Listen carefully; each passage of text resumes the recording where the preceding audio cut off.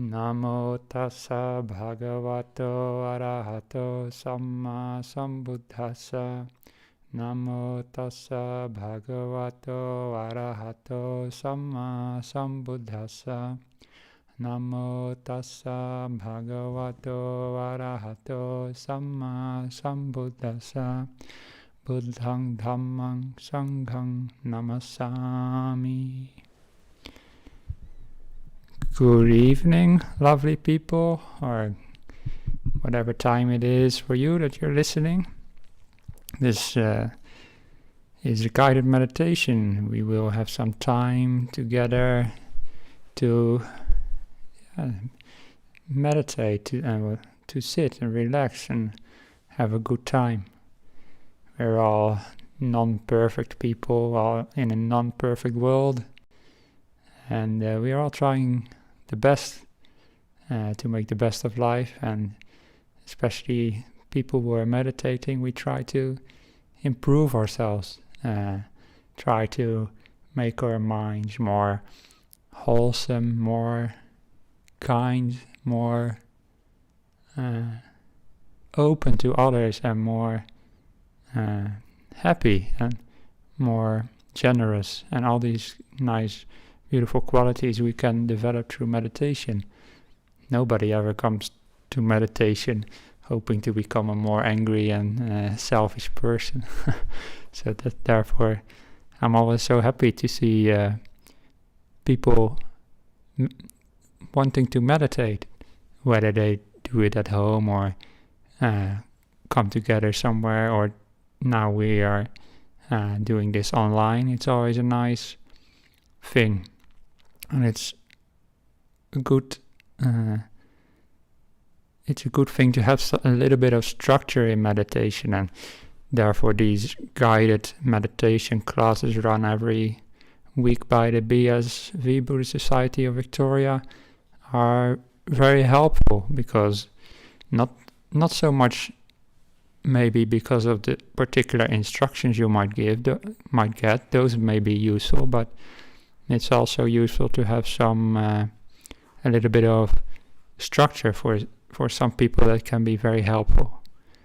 I remember being a layperson myself, and I used to listen to guided meditations on the Saturday by the Buddhist Society of Western Australia, and those guided meditations I had to wake up pretty early because I lived in the Netherlands. But I did that for a long time, just listening to those talks, and it helped me, especially in times when I didn't really have other Buddhist friends, because at some point I thought I may be the only Buddhist in the Netherlands or something like that, which is a bit silly, of course. There's plenty of Buddhists, but I didn't know them, and I didn't meet them, so it's helpful to have this online little bit of structure to my meditation. Otherwise you feel like you're doing it all by yourself, and it's hard to keep up, because meditation, it's enjoyable, but for some reason it's also sometimes hard to motivate yourself to do it. And this is a little bit of a weird thing. It's something so enjoyable, can also sometimes be hard to motivate yourself, and I haven't really figured out why exactly that is.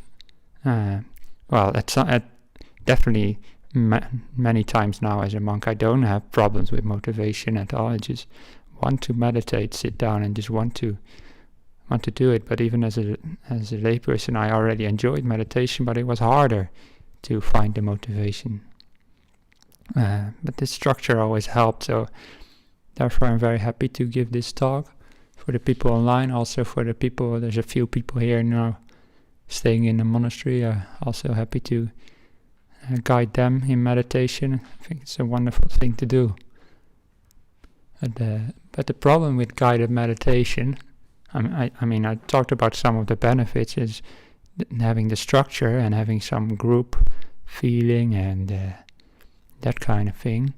But a problem with guided meditation can be that when I have to teach meditation, it's always I have to pick some topic or something to talk about. I could just say, okay, now we sit down and we all meditate and not give you any instructions, but that would be, I would like to do that, but it would sort of defeat half of the purpose of these talks in a way. So when I do talk about meditation, I have to pick something to talk about. Let's say, for example, you talk about loving kindness, or you talk about present moment awareness or mindfulness, or all these qualities. But the thing is, with meditation, your mind is not always the same.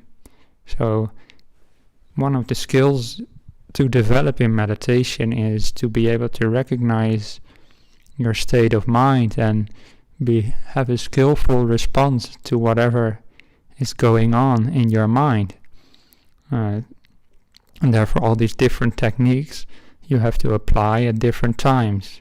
It's not always that a certain meditation technique is not always the right one for you. Maybe not in general is not a right one, or maybe not at that particular time may not be the right one.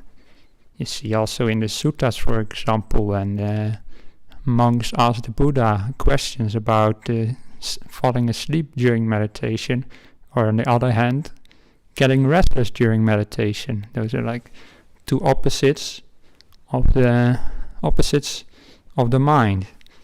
You can get either sleepy or restless, and then the Buddha says, well, if you're sleepy, then it's not the right time to develop too much of the calming meditation. Like say, if you're sleepy and you focus on your breath going in and out, then of course it's like counting sheep, eh? You'll fall even more asleep, probably. But on the other hand, if you're restless and then you're going to do a contemplative kind of meditation, like really analyzing certain aspects of Dhamma or something, that is also not good, because then when you're restless and you start contemplating, you become even more restless. So the Buddha said, when you're sleepy you do this, and when you're restless you do that. I won't go into details exactly what advices he gave there, but it just shows you that it's situation dependent how we meditate. It depends upon our mind state. So therefore with these talks, it's not always possible for me to teach you exactly what you need at that moment, or maybe in general. However, I give you just certain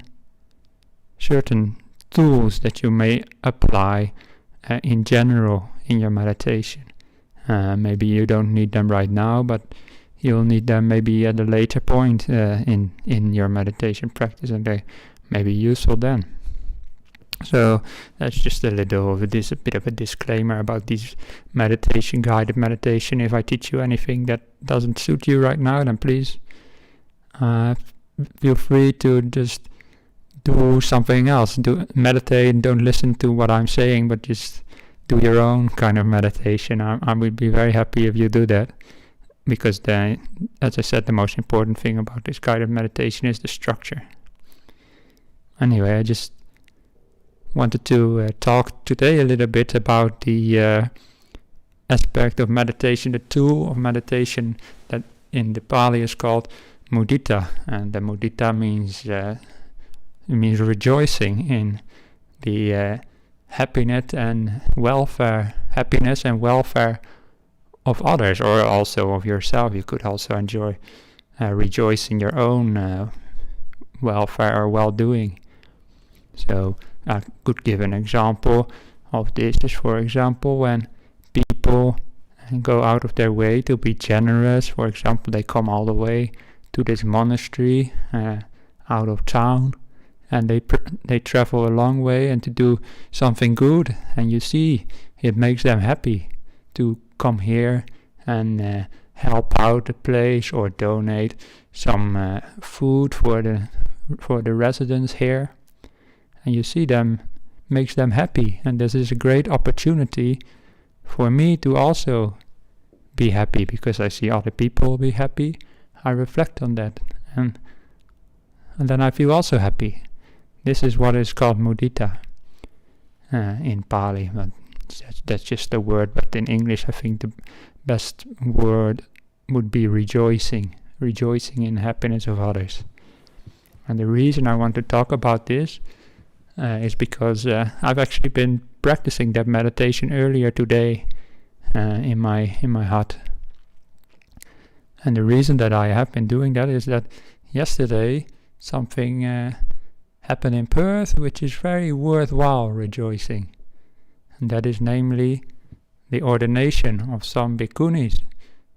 Some Buddhist nuns will live usually in this monastery, and they have yesterday Venerable Sela and Venerable Sankapa.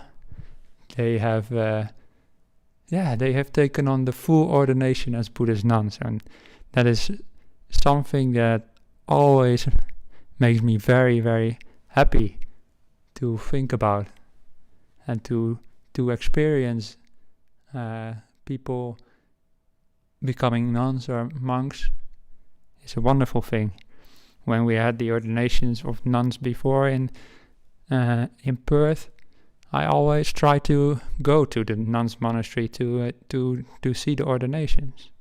They don't happen very often, so when they do, it's a really nice opportunity. And I remember one time actually, some of the monks for some reason also need to acknowledge the ordination, so we always need to send a certain number of monks for the ordination to be fully by the book or so. So there always needs to be a certain quora of monks. And one time Ajahn Brahm asked, who wants to go to the ordination this weekend? Can't remember the names of the nuns back then, but I actually at that time I was reluctant to go because I thought it's quite far away, you have to travel all the way to the nuns monastery and just sit there, and then you have to go back, and it's the weekend. I'd rather just stay in my hut and meditate there. But I put my hand up anyway, because usually when I recognize this kind of mind states in myself of reluctance, there's usually a sign that I actually should volunteer. So I did volunteer, and I remember in the way back to the car saying to Ajahn Brahm something like, "Thank you so much for giving me the opportunity to come to this ordination, because it's made me so happy to see those nuns ordained, and you could see in their whole behavior and their body language how significant a thing it was for them to take on the robes. And just thinking back to that now, this still makes me very happy, and that is just such a wonderful thing. And you can use these happy reflections on the happiness and the well-doing, the good deeds of others. You can use reflection on that in your meditation, and that is what we will try and do in a guided meditation that I'll start in a few minutes. But again, if that is not the topic for you today, then please feel free to just do your usual meditation.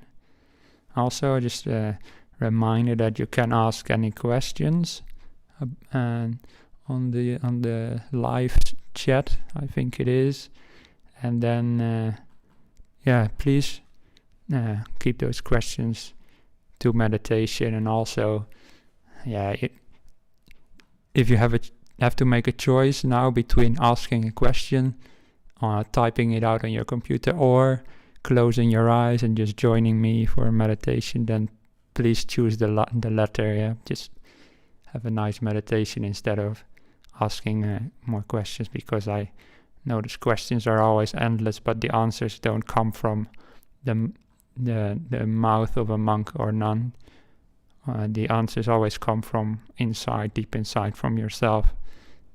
Has to come from your own experience. That's where real answers lie. So if you really want to answer your questions, then just join me in meditation and see how deeper you can go. So let's do that then. Do some meditation together. So if you would like to get comfortable, I'm fiddling around myself here with my posture of my body,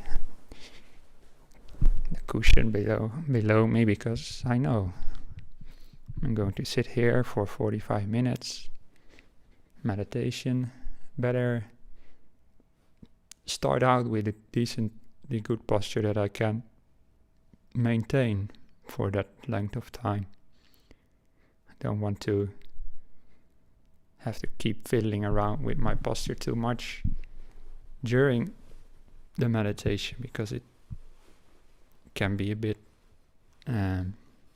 distracting. It can take you away from going deeper inside. It's okay to change your posture during meditation if you have to, but if we can avoid it, we might as well.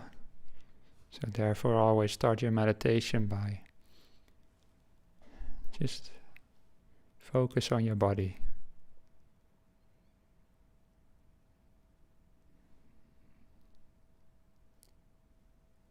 See if there's any points in your body that need attention, that need some change. For example, my belt is too tight, and I might loosen it a tiny bit. You might have your own things. Maybe your cushion is not quite right, or your back of your chair is, maybe you don't sit upright enough, or maybe too upright. So whatever, your body will tell you what you need to change. Just pay attention to it.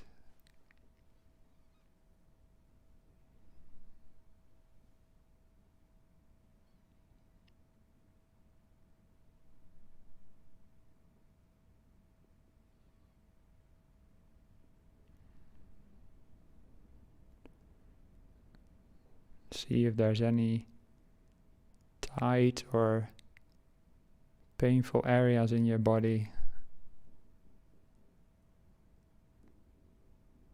And if there will almost always be some. Then just see if you can just ease those feelings. See if you can relax those parts of your body.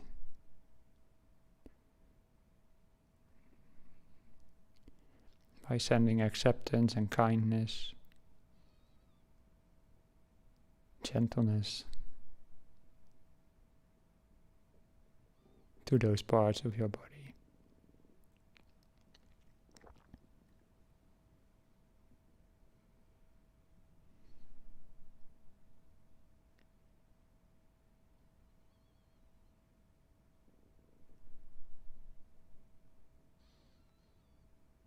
That's all you can do, is just to send gentleness, peace, and relaxation to your body, and your body will decide for itself how much it can relax today. So if there's any pains that seem to just be persistent and don't easily go away, then that's okay. We still accept them with kindness.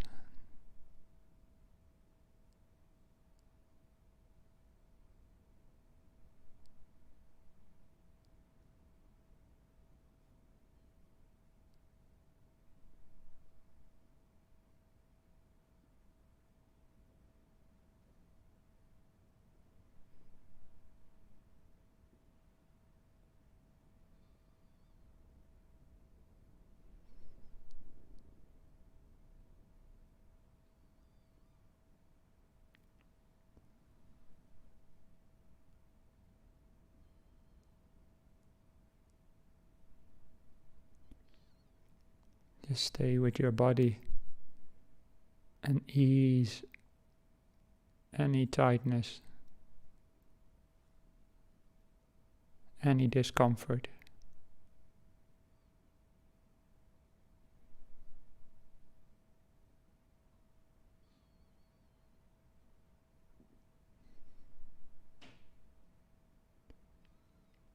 As if you're smoothing out some rough kind of material and making it soft and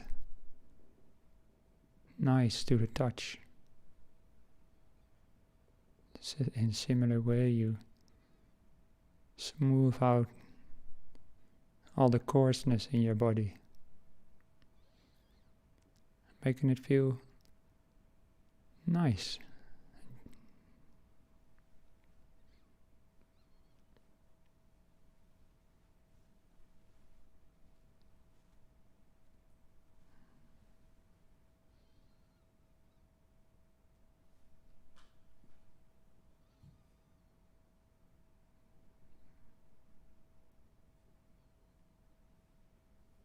And if you need to do maybe some stretching or whatever to ease certain parts of your body, that's also fine.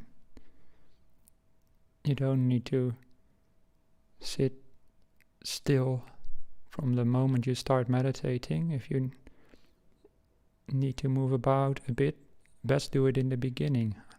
For example, I was just stretching my neck a little bit because there was some tightness in there. Still is, but just to move it about a bit relaxes it a bit, which will make the rest of the meditation so much more enjoyable.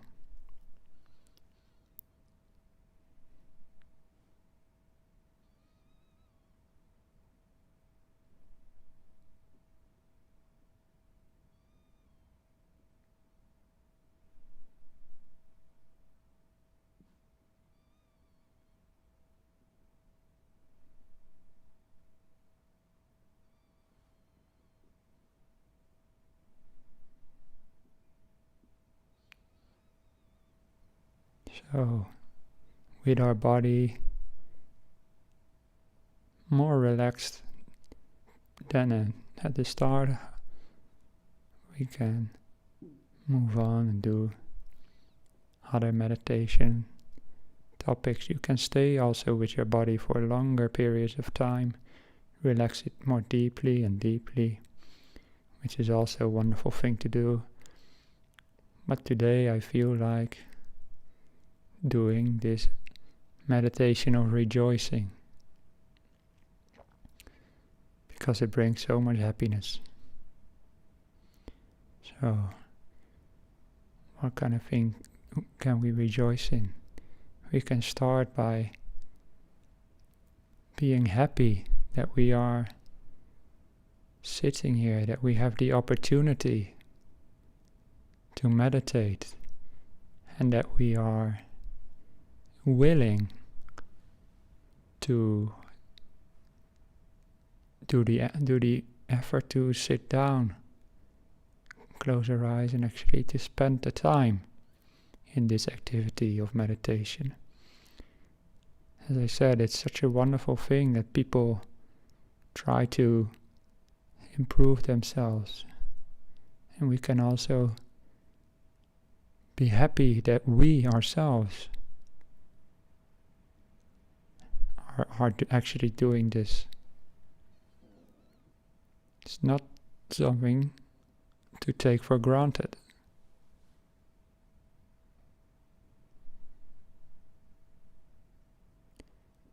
So remind yourself how great it actually is that you decide to do meditation. And if you find it hard to believe, then just believe me that this is really a wonderful thing that you're doing. If all people in the world would meditate, then the world would be such a different place, but at least you are putting forth the effort. So see if you can give rise to the feeling of happiness and rejoicing in your own effort and willingness to meditate. Thank you, me, for doing this, for meditating. It's really a great thing.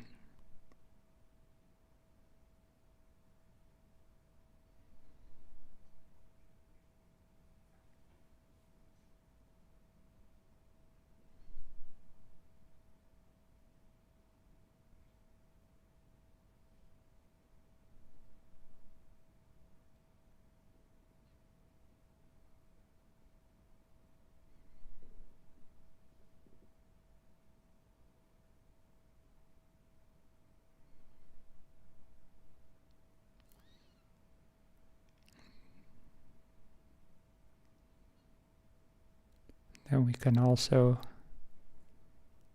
have the same feeling of happiness that other people are meditating as well. For example, other people listening to this talk right now.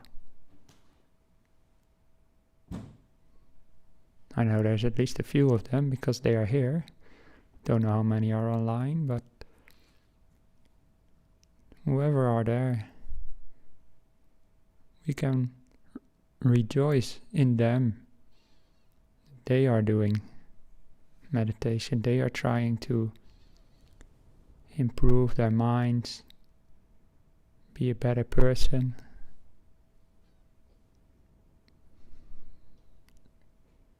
So we can have lots of gratitude to these people who are meditating with us right now.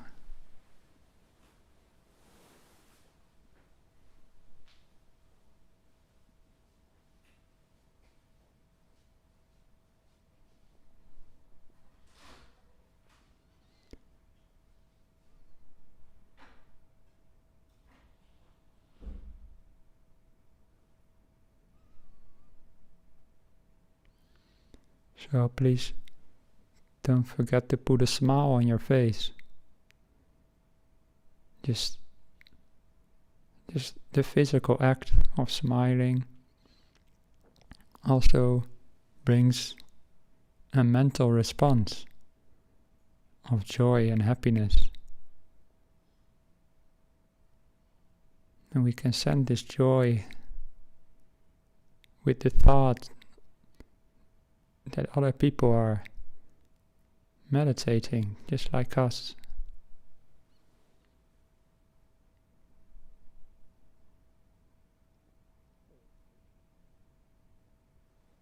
See if you can recognize that feeling of happiness, of joy. I don't know what other words to describe it with, but it'll be pretty clear once you feel it, what that is.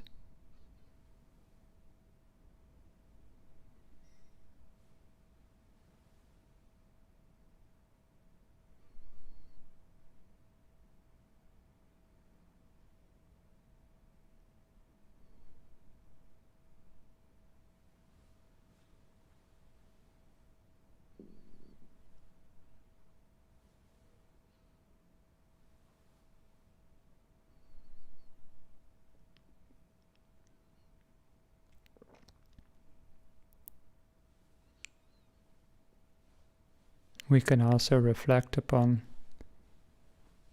all the beautiful mind states and beautiful experiences that people may develop through meditation.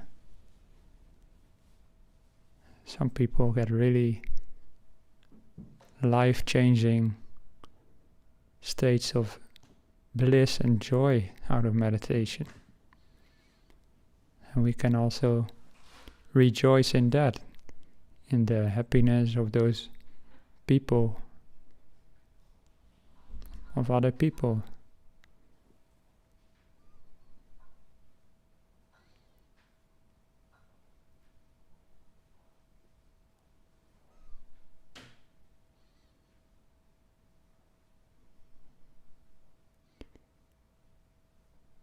just reflect how wonderful it is. What kind of things meditation can do for others. So wonderful that it creates these experiences for people that they are so happy, so content, so at ease.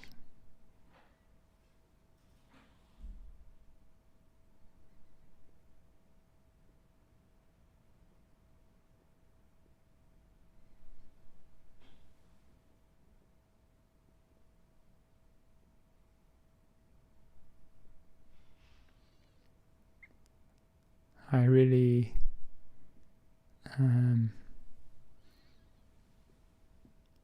really wish those all the people actually, to have nice meditation experiences. Even if you might not have them yourself, see if you can really, I can't think of the right English word, but really grant those people the happiness, really offer it to them in a sense.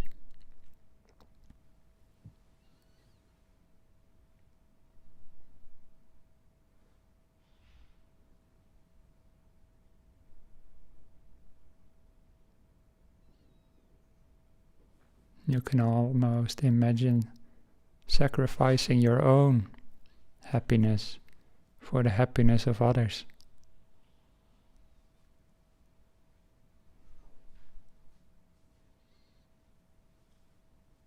And you'll find if you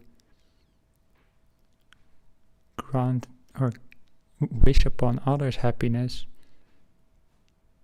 that you don't have to give up your own happiness, because you just get more happy yourself as well.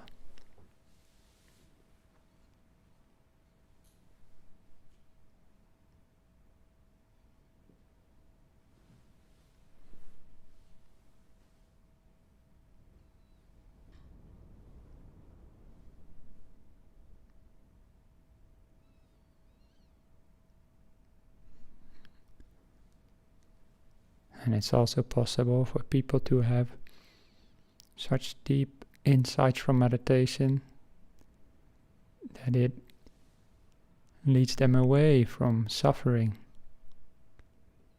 It leads them out of the cycle of suffering and illness. And you can reflect upon that. Be happy for those people that they have these experiences.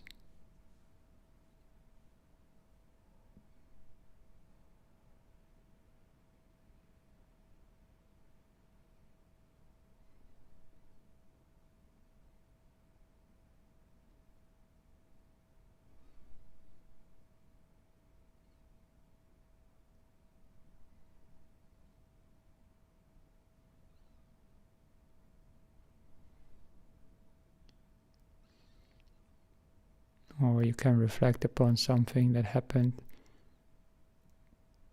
to people you know that made them very, very happy.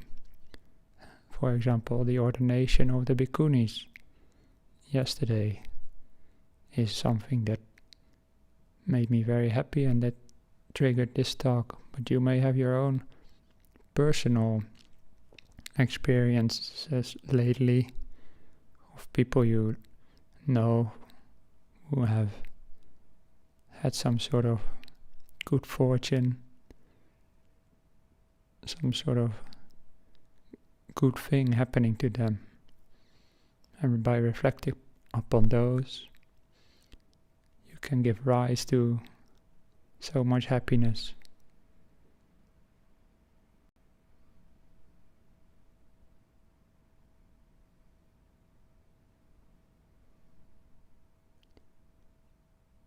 So in whatever way or form you can give rise to that happiness, please do that.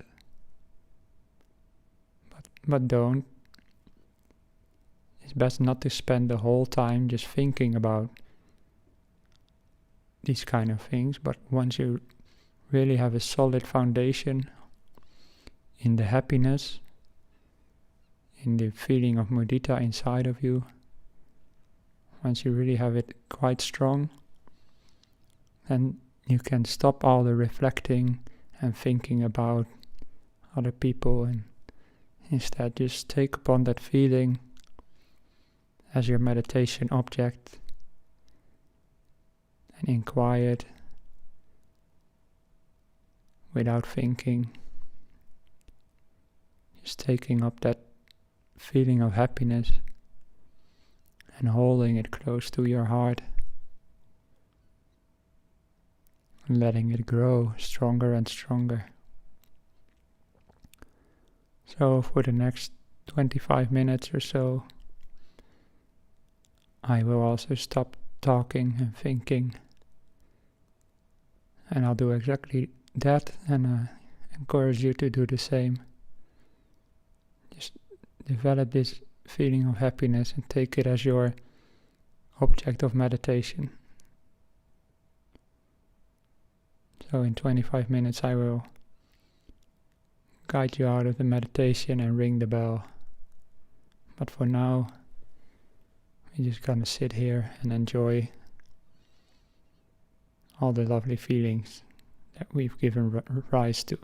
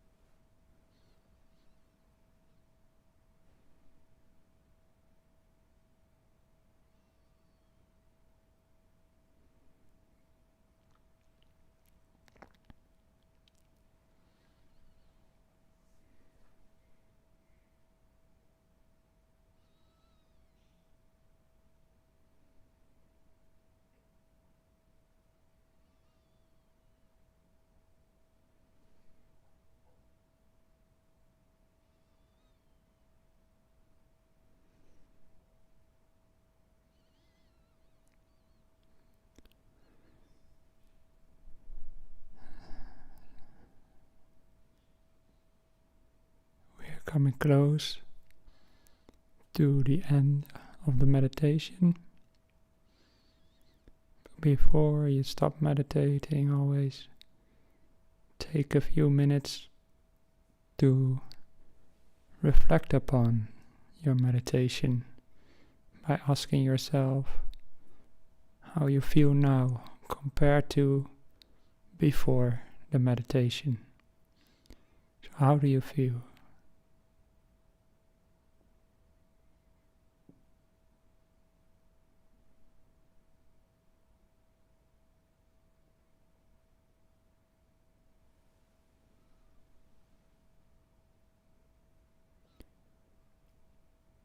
You may have, at some point in the meditation, forgotten about or lost the feeling of joy, of mudita. Just bring it up once more. Right now you'll find it's so much easier now because we've developed it before. So just bring up the feeling of joy once more strongly, as strong as you can. Always try to end your meditation as happy and as positive as you can.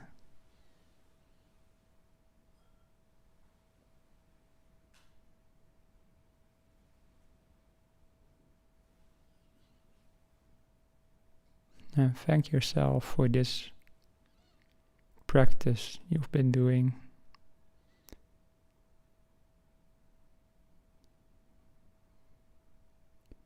Thank me for meditating, for taking the time to develop my mind.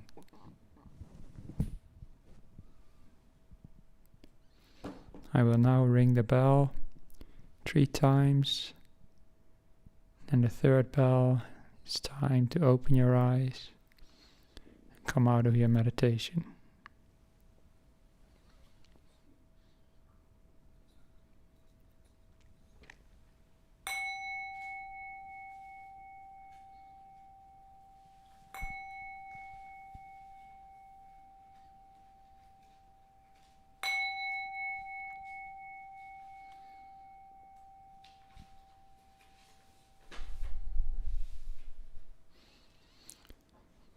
So, wonderful people, I hope you had some nice moments in your meditation, or if anything, meditation always gives us the opportunity just to rest and gather some energy back regardless of what happens in meditation. So I just talked a little bit about joy in meditation and bringing up joy. I hope that was helpful for you. But as I said beforehand, if you feel this may not be the right topic for you today, then please do whatever is right for you. And I can happily admit that I followed my own advice there in that quiet period at the end of the meditation, because at some point I realized it's now better to start focusing on my breathing and do the breathing meditation instead of the contemplation on the joy. The two actually reinforced one another, because the feeling of joy is still in the background and you can still feel it, and it makes it easier to focus on the breathing. The feelings of happiness and joy are always so important for meditation. If you really want to get your meditation object to stick to your awareness, it has to be enjoyable. It has to be beautiful and nice and happy, because otherwise the mind is very unlikely to stay with an object that it is not enticing, that it is not joyful. If your breath is just boring, in and out, not nice, not joyful, then no way you're gonna be able to stay with your breath for a long periods of time and have it develop into the beautiful breath that can give rise to deeper states of meditation. I remember one of my teachers, Ajahn Brahm, once said during a Dhamma talk that joy is the glue for meditation. And that really stuck with me, that little quote, because it makes so much sense. It's sometimes just these little sayings that people say that they really stay with you. And this one has really stayed with me. Joy is the glue for meditation. So if you find your meditation, maybe you're always sleepy or you're never really getting too much out of it, then try to see if you can develop more happiness and enjoyment through whatever ways. And the contemplation on the happiness and the good deeds of others, those contemplations of mudita, is one way to give rise to joy in the mind, and it's always a useful thing to do. You don't have to spend your whole meditation doing it. Sometimes it's just a few minutes, bring up some joy, and use that joy as like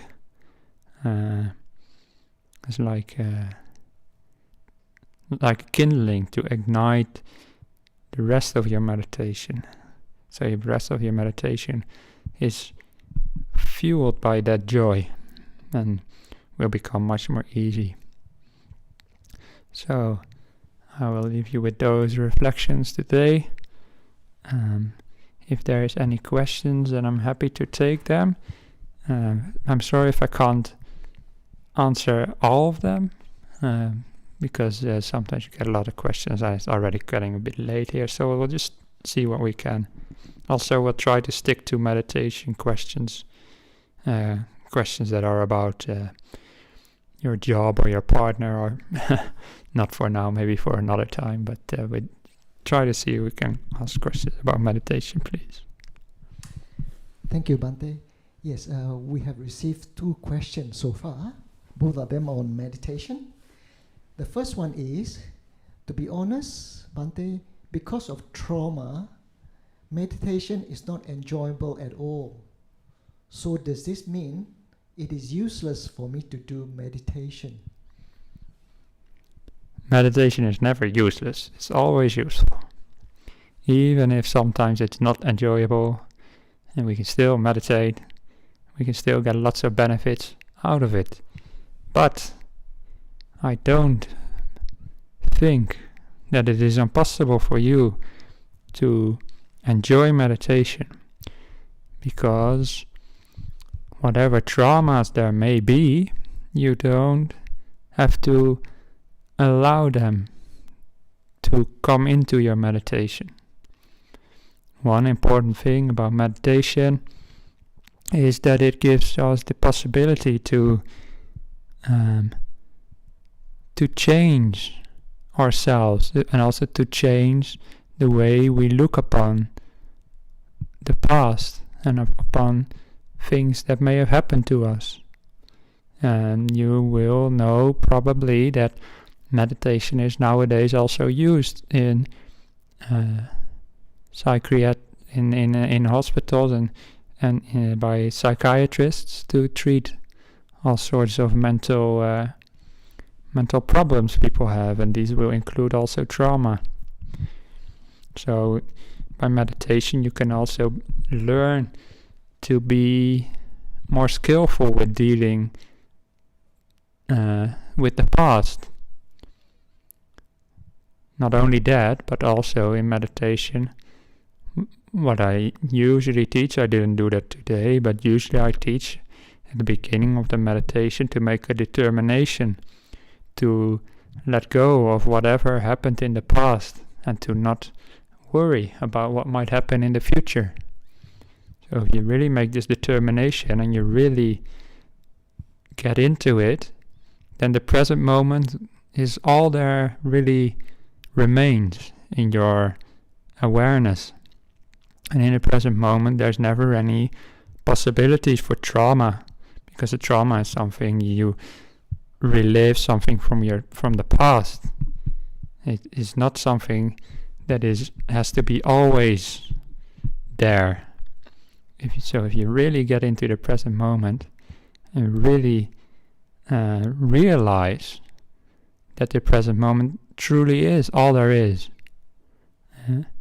then that is a way to go beyond these attachments to the past.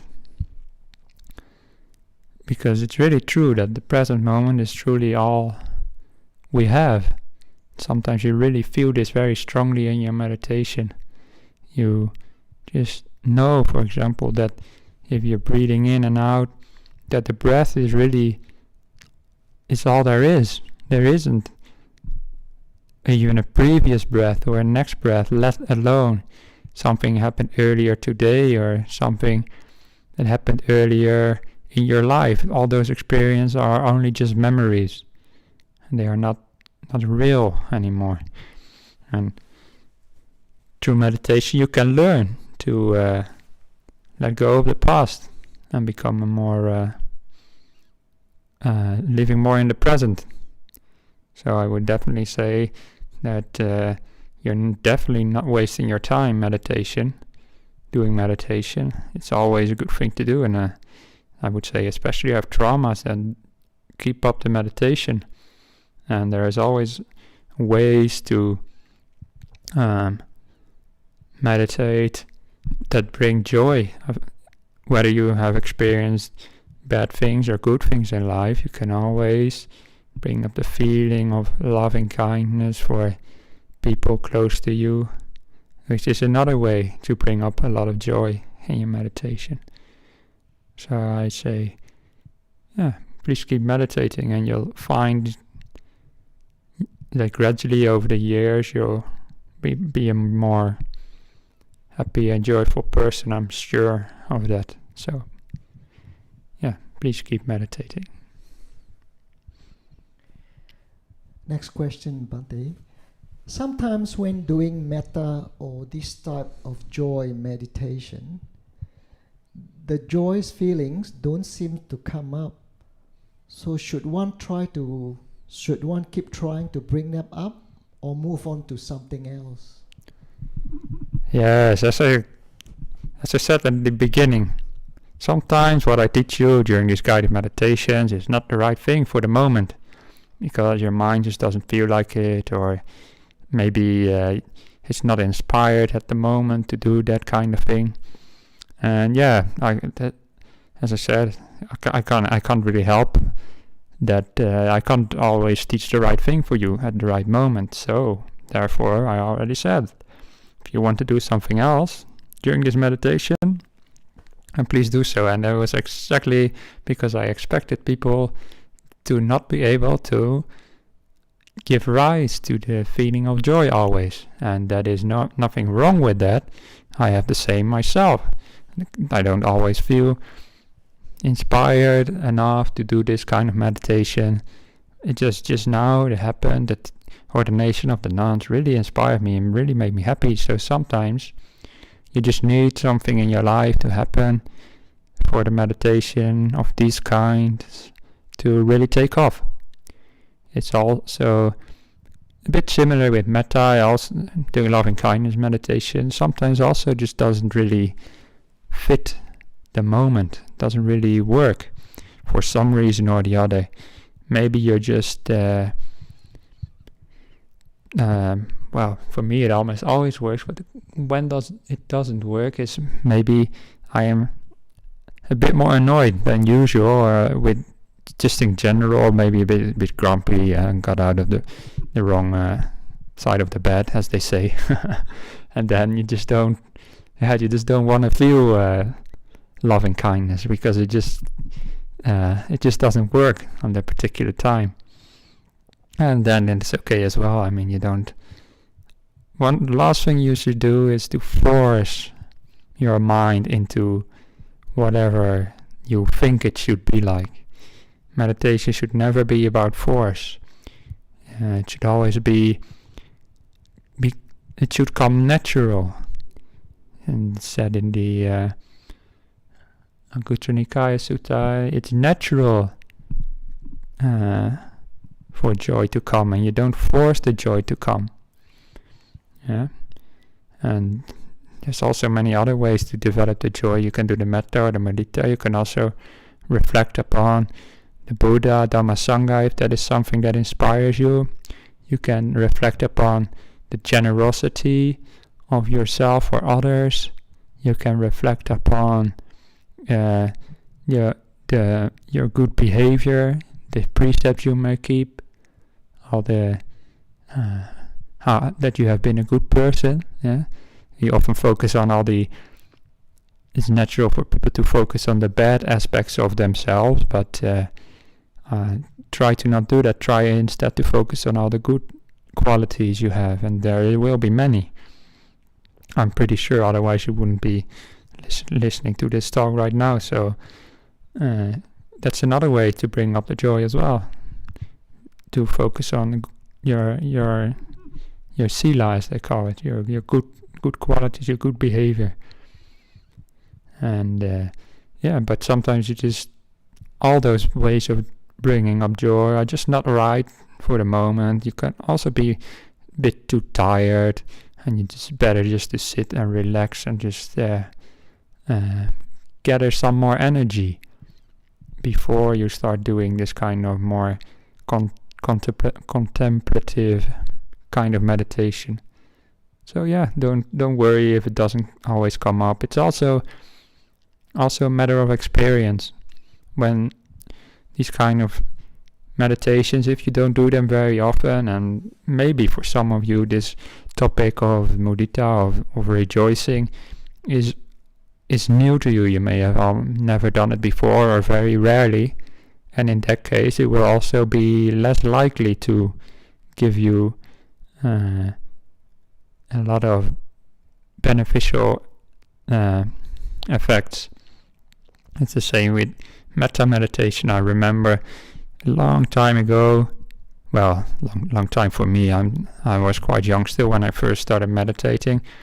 Must have been more than 10 years ago, and when I did it in the beginning, I didn't really feel much of an effect of it, and that was just because it was all new to me. I never did it much before.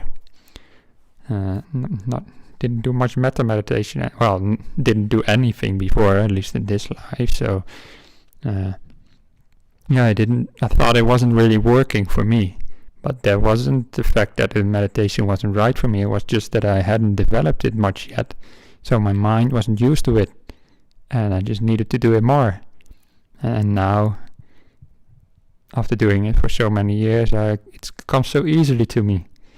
The feeling of joy and loving kindness. I just basically need to remember it. And it comes straight away. This is a lovely teaching by Thich Nhat Hanh. One of the teachers that I like, and he once said, if you're practicing well, then you can bring up joy whenever you want. And I realize it's really true what he says. You can bring up joy whenever you want if you really have practiced for a long time. And it takes practice, but it's possible.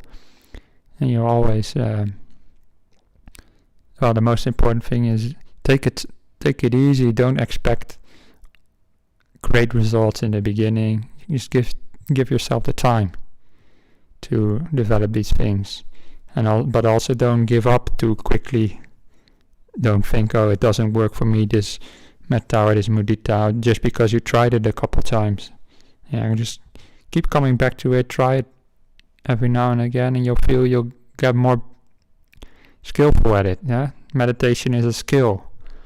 And all these different mindsets are skills, in a sense. It's something we need to develop, just like a skill of any type. Like as a monk, I needed to learn how to sew. In the beginning, it was really difficult, and it took me a long time to be able to repair something or make something, like my robes. But now, the other day, I had a big tear in my robe, and by the way, it's still the robe that I ordained as a novice in, like almost 7 years ago. Still have it, but I got a big tear in it, and I just fixed it really quickly. And the reason why is because I have practiced the sewing in the years. So it's the same in meditation. If you practice, you'll become more skillful at it, and you'll be at some point be really quick to bring up the feeling of metta or the feeling of mudita.